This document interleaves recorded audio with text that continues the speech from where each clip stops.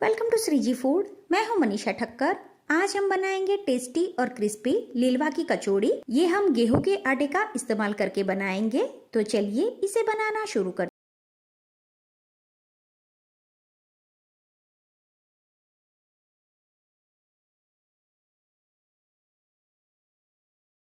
हैं। हम कचौड़ी के आउटर लेयर के लिए आटा लगाकर तैयार कर लेंगे। तो यहाँ पर 2 कप गेहूं का बारीक आटा लिया है, जो हम पराठा और चपाती बनाने के लिए इस्तेमाल करते हैं। इसमें हम 1 चम्मच बारीक सूजी डालेंगे। अगर आपके पास बारीक वाला सूजी नहीं है तो जो मोटा वाला सूजी आता है उसे भी आप मिक्सर में ग्राइंड करके डाल सकते हैं। स्वाद अनुसार नमक डालें और 3 बड़े चम्मच हम इसमें तेल डालेंगे। अब इन सारी चीज़ों को हम अच्छी तरह से मिक्स कर लेंगे। कचौड़ी का आउटर लेयर क्रिस्पी बनाने के लिए हमें इसमें ऑयल की क्वांटिटी थोड़ी ज़्यादा लेनी है। तो इस तरह से जब तेल इसके साथ मिक्स हो जाए, फिर आप आटे को इस तरह से बाइंड करके चेक करें। तो इस तरह से उसका शेप होना चाहिए। अगर आपको तेल कम लगता है तो इसमें आप 1 चम्मच तेल ऐड कर सकते हैं। अब इसमें थोड़ा थोड़ा पानी डालते जाएंगे और इसका मीडियम सॉफ्ट आटा लगाकर तैयार करेंगे। फ्रेंड्स, इसी के साथ मैंने चैनल पर और भी बहुत सारी गुजराती नाश्ते की रेसिपी बताई है, जिसकी लिंक भी मैंने डिस्क्रिप्शन बॉक्स में दी है। तो वहां से आपको और रेसिपी देखने को मिल जाएगी। तो इसका आटा ज़्यादा सख्त भी नहीं और नरम भी नहीं, उस तरह का लगाकर तैयार करना है। जब इस तरह से आटा लग जाए उसके बाद इसके ऊपर थोड़ा सा तेल डालेंगे और आटे को अच्छी तरह से मसल के चिकना कर लेंगे। तो ये हमारा कचौड़ी का आउटर लेयर का आटा तैयार है। इसे हम ढककर साइड में रख देते हैं। अब कचौड़ी का स्टफिंग बनाने के लिए यहाँ पर 500 ग्राम फ्रेश तुअर के दाने लिए हैं। जब भी आप कचौड़ी बनाने के लिए तुअर के दाने का इस्तेमाल करें तब वो फ्रेश ले, ताकि जो स्टफिंग हम बनाए वो बहुत ही टेस्टी और कम समय में बनकर तैयार हो जाए। अब जो दाने हमने लिए हैं उसे हम चिली कटर में ले लेंगे और इसे दरदरा पीस लेंगे। तो इस तरह से हमें दानों को दरदरा पीस के तैयार कर लेना है। अब एक कढ़ाई ले लेंगे और उसमें 2 बड़े चम्मच तेल गरम करने के लिए रखेंगे। तेल जब गरम हो जाए तब इसमें 3 से 4 बारीक कटी हुई हरी मिर्च डालें और इसे थोड़ा सौते कर ले। इसी के साथ 2 बड़े चम्मच तिल डालेंगे। अब इसमें जो तुअर के दाने हमने क्रश करके रखे हैं वो डाल देंगे। इसे तेल के साथ अच्छी तरह से मिक्स कर लेंगे। अब हमें इसे स्लो टू मीडियम आंच पर अच्छी तरह से पकाना है। जो स्टफिंग हम बनाते हैं वो कढ़ाई के तले में लगे नहीं, उसका खास ध्यान रखना है। तो इस तरह से हम इसे चलाते जाएंगे। जब ये स्टफिंग थोड़ा पक जाए उसके बाद हम इसमें स्वाद अनुसार नमक डालेंगे और इसे अच्छी तरह से मिक्स कर लेंगे। नमक हमें इसी टाइम पर ऐड कर देना है ताकि वो इसके साथ अच्छी तरह से मिक्स हो जाए और इसी तरह से हम इसे लगातार चलाते रहेंगे। तो अब ये हमारा स्टफिंग अच्छी तरह से भून गया है। जब ये अच्छी तरह से भून जाएगा तब ये इस तरह से ड्राई हो जाएगा और ये कढ़ाई में बिल्कुल भी नहीं लगेगा।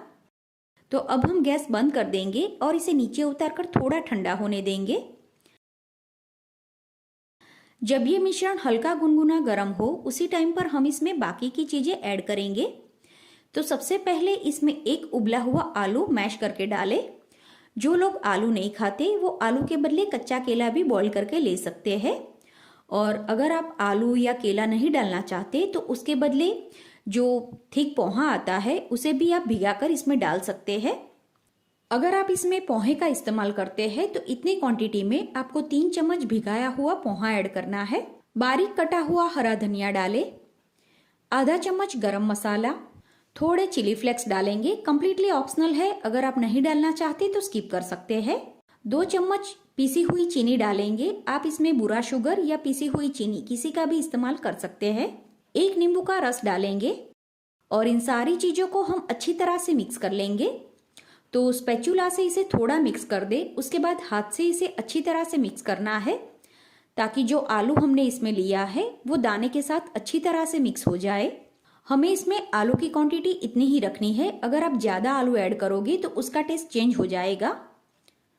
तो जब ये मिश्रण इस तरह से मिक्स हो जाए उसके बाद जो भी साइज की आपको कचौड़ी बनानी हो उस हिसाब से इसमें से गोली बनानी है। अभी हम मीडियम साइज की कचौड़ी बनाकर तैयार करने वाले हैं। तो इस तरह से उसकी गोली बनाकर तैयार करनी है। अभी जो मेजरमेंट लिया उससे इस साइज की 30 कचौड़ी बनकर तैयार होती है। अब जो आटा हमने लगा कर रखा था उसे इस्तेमाल करने से पहले अच्छी तरह से मसल लेना है। फिर इसमें से एक लोया बनाएंगे और बाकी का जो आटा है उसे हम ढककर रख देंगे। इसमें से मीडियम थिक पूरी बेलकर तैयार करेंगे। पूरी ज्यादा पतली भी नहीं और मोटी भी नहीं, उस तरह की रखनी है। तो पूरी बेल ले, उसके बाद जो स्टफिंग की गोली हमने बनाई है वो इस तरह से रख देंगे। अब कचौड़ी का शेप देने के लिए जो पूरी है उसे हमें इस तरह से फोल्ड करते जाना है।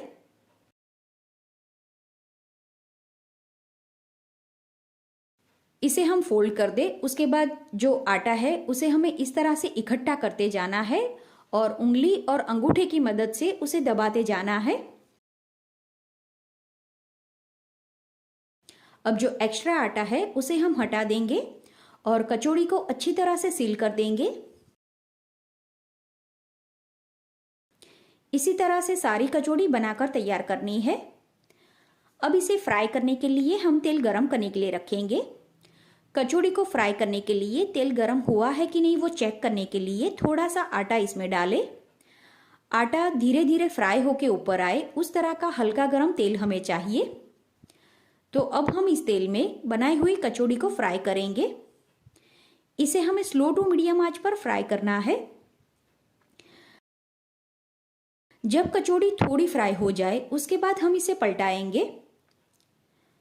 अगर आपके घर पे कोई गेस्ट आने वाले हैं और उस टाइम पर आपको अगर ये कचौड़ी बनानी है तो आप इसे इस तरह से थोड़ा फ्राई करके रख सकते हैं और जब आपको इसे सर्व करना हो उस टाइम पर इसे पूरा फ्राई करें। आप देख सकते हैं धीरे धीरे कचौड़ी का कलर चेंज होने लगा है। हमें इसे अभी भी थोड़ा और फ्राई करना है।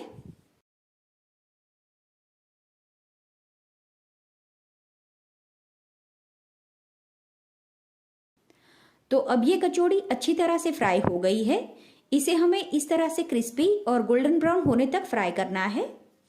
बनाई हुई कचौड़ी को हम एक थाली में निकाल लेंगे और इसी तरह से बाकी की फ्राई करेंगे।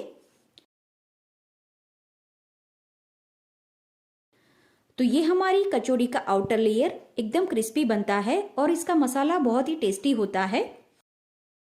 इसे हम खजूर इमली की मीठी चटनी और धनिया हरी मिर्च की तीखी चटनी के साथ सर्व करेंगे। तो फ्रेंड्स, आप भी ये लीलवा की कचौड़ी बनाकर जरूर ट्राई करें। आपके घर में ये सभी को बहुत ही पसंद आएगी। उम्मीद है आपको मेरी आज की रेसिपी पसंद आई होगी। इसी तरह की और रेसिपी सीखने के लिए चैनल को सब्सक्राइब करना ना भूलें।